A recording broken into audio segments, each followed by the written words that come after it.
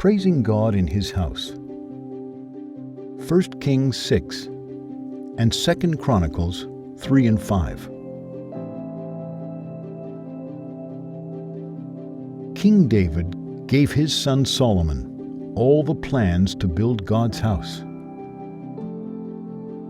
King David also gathered the building supplies. He gathered beautiful wood, big stones, shiny gold, and colorful jewels.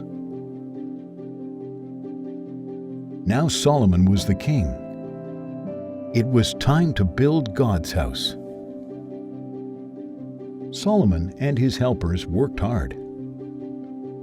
They sawed and hammered the wood and lifted the heavy stones to build the walls and the roof.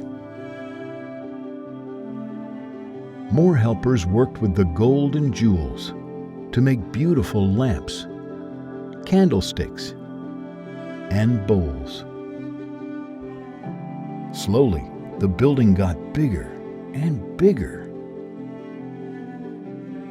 Solomon wanted this building to be a beautiful place where people could worship God.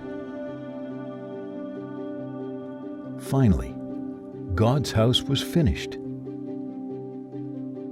Solomon and his helpers stood back and looked. God's house was so beautiful. They knew that people could come to worship God in this building. People came to see the finished building. They were so excited that God's house was finally built.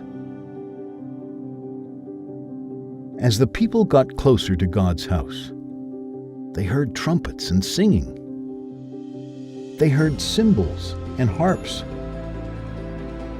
The ministers were so happy to have this building that they were playing instruments and singing to God. How glad the people were to hear the music. All of the people sang praises to God. Today, we call God's house the church. We can play instruments and sing to God in church today too.